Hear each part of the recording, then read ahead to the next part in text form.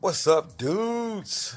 Your boy JD coming at you guys with a video here. It's a tip video. I get asked this a lot. People ask, well, one question I get asked a lot is, how do I get my video to be so clear? That's one question. The next question is, JD, how do you always get your setups to be so efficient? And then the third one is, why Lion Pack versus Lipo? So we're gonna break it down to you real quick, and we'll try to keep this short and sweet as possible. Um, as far as how do I keep my video running or looking so clear, of course, is that the one main thing is I always use those low ESR 1000 UF capacitors. That makes a huge difference. You know what I mean? Yes, 1,000. You can put those little small ones on them. The little, I think it's like a 470 or the 330s on it. Sometimes it'll clear it up, but 1,000 will always clear it up the best. It'll knock out all the noise. If you got a noisy setup, it would just about eliminate all that noise out your video. That alone is gonna make a big difference. Two, higher voltage. Um, Many people don't realize that the video transmitters that we use in our different planes or quadcopters, whatever not, yes, some of them can run off of 5 volts up to 24 volts or whatever not, but a lot of people fail to realize that the lower the power you're feeding it, the less performance you're going to get out of it. So the higher power that you're putting into it, the more it's going to, the stronger the signal. I'm talking about analog now. I don't know about this HD stuff. You know what I mean? I'm not into that yet, and probably will never be into that because I don't see a need for it at all. But anyway, the higher the voltage you feed into it will result in clear video for further distance or better penetration. You know what I mean? So that's one. And as far as efficiency wise go, the higher the voltage, the more efficient the setup will be if you take the time to do the calculations on the motor and prop combo. You know what I mean? And I stress this to everybody. If you're buying a plane and you didn't buy the plug and play and you're wanting to set it up yourself, or it could be a plug and play, you know what I mean? Just make sure you know the specs on the motor, what the motor can run as far as how much thrust is kicking out per voltage and on what size prop. If it ain't showing that type of data on the motor when you're trying to buy it on their web page, whatever not, don't get it.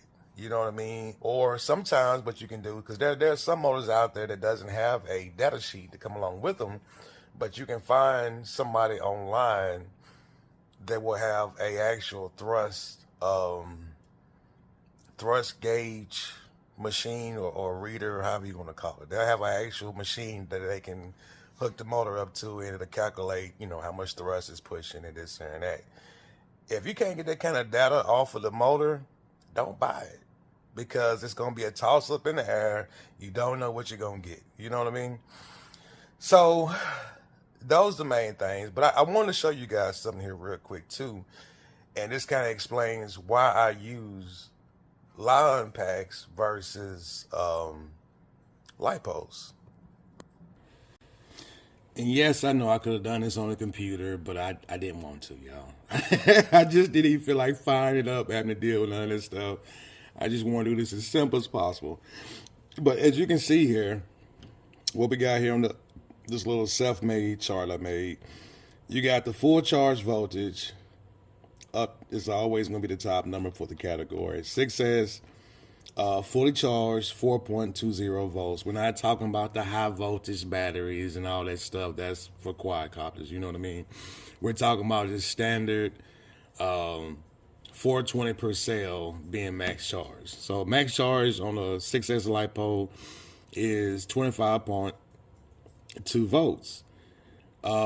Typically on a LiPo, I know some people run LiPos all the way down to the bare minimum, which is 320 per cell. I myself, I don't. I go down to 340 per cell. So when I use a LiPo, when I see 19.20 pop up, I'm landing, for example. You know what I mean? But using a line pack, it can go all the way down. Most line packs, that is now, most line cells, always check the data sheets before you buy the line packs. But most line packs can go all the way down to 2.5 volts per cell. So on a 6S, you can fly the aircraft or drive the vehicle, wherever it is, all the way down to 15 volts before it's completely dead. So, you know, that's the big, the difference between the two. And just look, the difference between those two, you're getting an extra 4.2 volts to play with using a line pack versus using a LiPo. And the same thing, 4S, as you can see, you know, 16.8 full charge, 340 per cell. On a LiPo is 13.6 volts. You're done.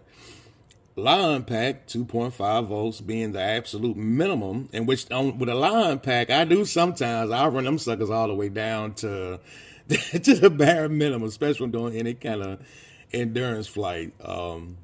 But you see, it can go all the way down to 10 volts. That's huge. You know what I mean? So that's a difference of 3.6 volts. 3S, 12.6 max charge. LiPo, end of life, basically 10.20.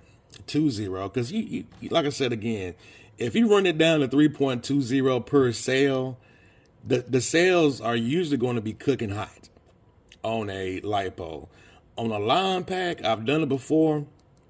Again, I run them all the way down to that 2.50, and the cells, if you're not pulling too many amps, will be barely even warm, and they'll charge back up real nicely. But you see the difference here, what I'm getting at, and you get an extra difference of 2.70 per cell. 2S LiPos, 8.4 max charge, 340 per cell on a LiPo is 6.80. Line pack 5 volts. It's a difference of 1.80.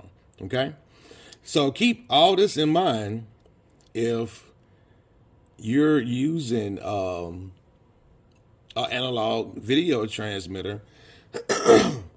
You got plenty of voltage to play with. Pretty much the video transmitter on this, when you're using 6S with a video transmitter. Now I know most of the flight controllers today, like Maytech, this here and that, they'll have a I think it was like on the F405, the F405, I believe, or one of them flight controllers is only actually putting out 8 volts to the video transmitter. I never use that. I always go directly to VBAT to make sure that the video transmitter is getting the same thing that the motor is getting, the ESC is getting, VBAT, and it would never go below the threshold to where you would lose strength. It's always going to be fully pumped up. You know what I mean? Even on a 4S, it still will always be above 12 volts for the most part. It gets down to the 10, of course, there. But typically, if I'm doing any kind of endurance flight and I'm getting down this low, I'm pretty close to myself, so I won't see any kind of difference. You know what I mean? And a 3S setup and 2S setup, as you can see, that video transmitter is going to be suffering. You know what I mean? With these two here, it's going to be suffering. It's not going to have its full potential at this lower voltage. It's just not at all. And you won't experience the range. But anyway, also too, for those that don't know, the higher the voltage usually is the cooler the electronics. That's just the truth, especially when it comes down to a motor and prop setup or ESC setup. It'll be cooler unless you're running it wide open, of course, then yes, it's going to be hot. But if you're doing a cruise flight or something like that, you're not just dogging it out And again, each line pack has its very own max amperage that is recommendations for. That's something you gotta be very careful with because different cells have different amount of amps you can draw. Like, you know, these particular cells here that I got, they will only do these are Sanyo cells. The max amperage that you can draw, continuously drawing from it while you're flying, is only 5 amps.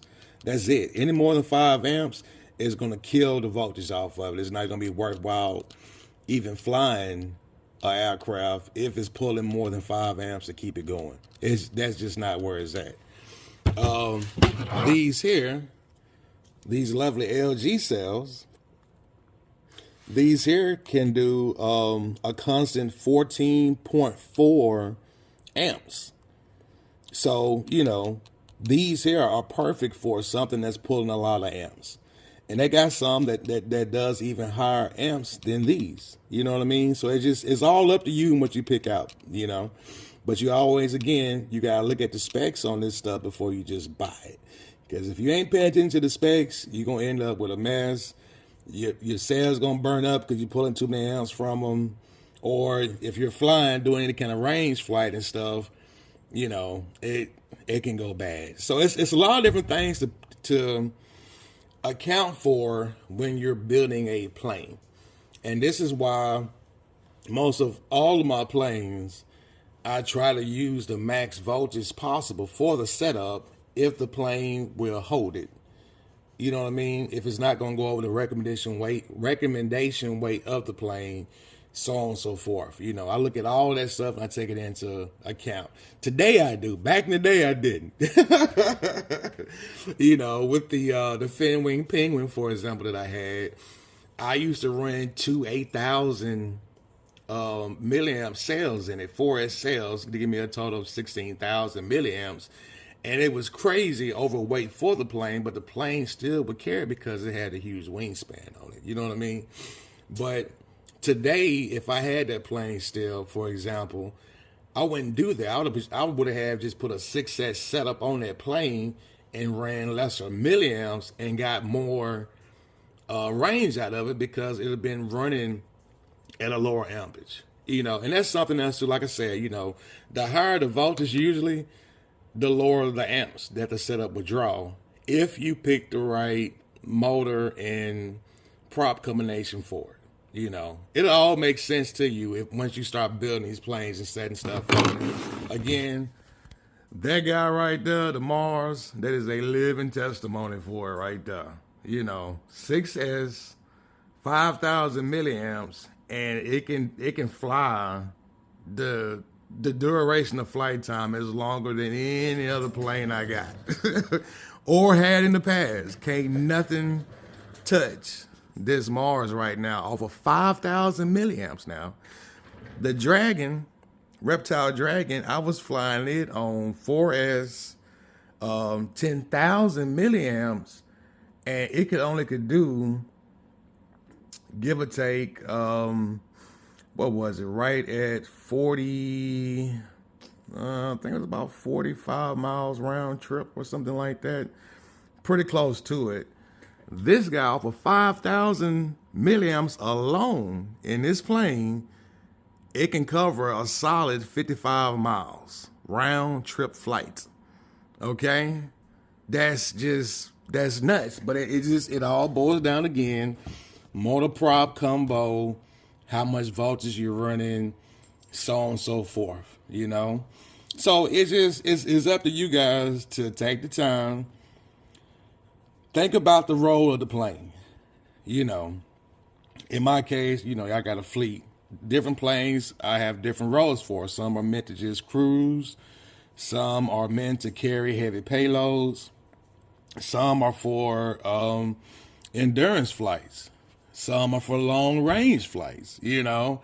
Some are just for fun, just to do flippity floppies with and rolls and stuff like that. You know what I mean? It all boils down to how you set your plane up. It's the whole point I'm getting at. But this is just a tip I wanted to put out there to help some of the newer guys, which I find it shocking that it's still so many new people coming into this hobby, considering how much stress we are under from the various different governments around the world about our hobby. But I'm happy to see you guys come in, and I hope this video help you guys out, or the guys that's been in for years and they just never really took this type of information into account. Anyway, we at 15 minutes now, way longer than I had expected, but I hope that this video helps you guys and bless you guys and lead you in the right direction, and to have more of a successful build and setup and stuff. So anyway, peace and love. Y'all be blessed. I am out.